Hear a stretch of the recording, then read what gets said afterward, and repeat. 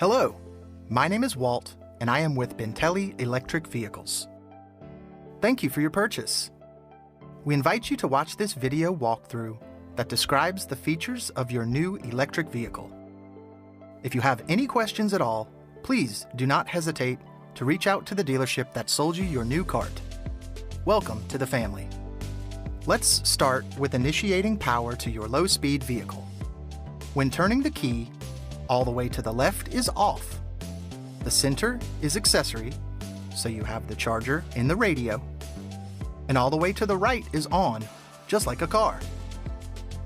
On the steering column, you have the instrument switch that includes your turn signals, horn, and lights, high beams included. You have the drive controls, forward, neutral, and reverse on the base of the front seat. When you shift your cart to reverse, your reverse signal will sound and a backup camera will turn on. On the floorboard, you have your accelerator, brake pedal, and depending on your model, a parking brake. Most four-seaters will have a foot parking brake engaged by pressing down and released by pressing down again. Most six-seaters will have a hand brake located on the base of the front seat. To engage, you just pull up, and to release, press the button, pull up slightly, and then gently push it down. Here you will see your hazard light switch. Just press the button to turn them on and push it again to turn them off. On the left side of the steering wheel, if you push in on the control arm, you get the horn to function. Pull the arm towards you once, and you get headlights. Pull again, and you get high beams. Pull one more time to turn the high beams off, or push away from you to turn the headlights off altogether.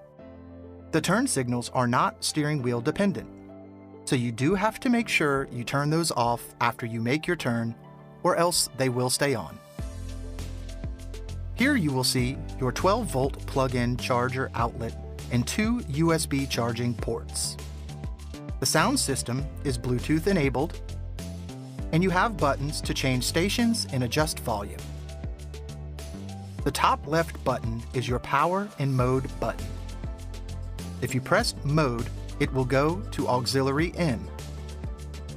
Lift the tab, and you've got a USB and a headphone jack to connect older phones and iPods to listen to music that way. If you push in mode one more time, it goes to Bluetooth mode. In Bluetooth mode, you go to your Bluetooth settings on your phone, and your cart will be listed, for example, Beyond or Cart BT in the Bluetooth settings. There are no passwords required. Once you click it, it'll automatically connect and you're connected. You can begin playing music through the stereo and answer phone calls with the bottom left button on the radio, and hang up with the top left button. Underneath the dash are two accessory switches that provide no immediate function but are used to wire in any additional accessories such as lighting, speaker, or otherwise. They are pre-wired and ready to be connected at any time for easy use. Next, we will show you the kill switch or tow run switch. The only time to use this is if you need to push, pull, or tow the vehicle without needing it to move itself, or if you intend to not use the cart for an extended period, roughly 2 to 3 weeks, if you leave for vacation, or when it becomes too cold outside to use. Just flip that to the off position and leave it plugged in, so you're good to go when you return to normal usage. Otherwise, leaving it on will not hurt anything on the cart. Most of our carts include a locking glove box. You can take your ignition key and put it into the lock, turn it to the right, and with these being newer, you may have to simultaneously push up on the bottom of the box to complete the key turn and open it to pull down. Push it back up and turn the key to the left to lock it again. And that is it for the front portion of the cart. Moving on to the rear of the cart, underneath the driver's seat is the built-in charger and charging cord. The charging cord is approximately 10 feet long. If the use of an extension cord is still necessary, we recommend a 10-gauge cord, which lowers the risk of a potential fire hazard by making sure your batteries have the proper current going into them. If you have a Lester charger, when you first plug in, you will see a blue light that indicates that charger is getting power, a blinking yellow light as the cart goes through its charging phases, and finally, a green light once the charge is finished and the cart keeps a constant current to its batteries. There may be a red light present if the charger is throwing a fault, which puts the charger into a protection mode to prevent any damage to batteries and other electrical functions. Clear the code, unplug the charger from the wall and cart, wait several minutes, and plug back in. If the light persists, call your local dealer for troubleshooting or consult the Lester Charger Connect companion app for a detailed explanation of the code. You should always leave your cart plugged in when not in use within the timeline stated above, roughly 2 to 3 weeks. This will limit any draining or premature deterioration of the batteries. Underneath the seats, you'll find the batteries. If you have lead-acid batteries, once a month, you'll want to check the distilled water levels. To do this, pull off the white caps, investigate each cell, and make sure the cells in the battery are covered completely with distilled water. Not all the cells connect, so you will need to check each one individually. When checking the water levels, also check the tightness of the cables. They use lock nuts and washers, which will help prevent them from loosening, but check regardless to ensure proper function. Tightening the nuts requires either a 13mm or 4mm socket. If you upgraded to lithium batteries, you have chosen our most maintenance-free battery option.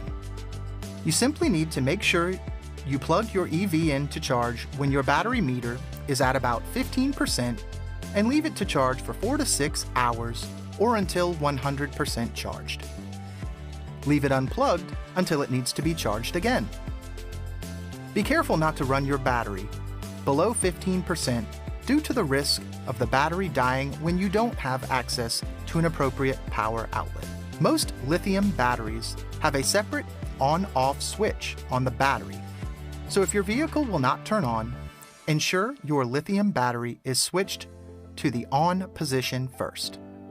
Coming to the rear end of the cart, you will see your backup camera mounted as well as your license plate mount. On most of our carts, underneath the rear-facing seat is a removable bin for added storage. Some people use it to store beverages, as well as some built-in cup holders at the end of the armrests. The back seat lifts and folds down into a platform. There are notches that allow the seat to slide down perfectly against the rear bar. There is a lid that lifts on the rear platform, and underneath is a removable storage box. Lastly is the plastic on the seats and wheels, meant to help protect the quality of the cart and delivery transit. When removing the plastic, pull it as close to the hard plastic as possible to remove the bulk. It likely will not all come off from under the hard plastic, so it is recommended to take something like an old credit card and use it to tuck the remaining plastic back under the hard plastic of the seats. Most of our vehicles have 14-inch aluminum wheels, but are low profile, which may cause you to feel some of the bumps and cracks of the road while driving. Tires should be kept at 20 to 25 psi, but should never exceed the 30 psi max as noted on the tire. The battery meter below the steering wheel will read the red line all the way to the right when full and move left as the batteries lose charge in use. For the first several uses, it is recommended that the cart be driven to approximately 50%, then charged back up to a full before further use. This will help calibrate your battery meter and strength of charge meters on the dash. Once this has been done, you are all set to enjoy your cart. Once again, if you have any questions, please do not hesitate to reach out to your selling dealership. We are excited and welcome you to the Bintelli family.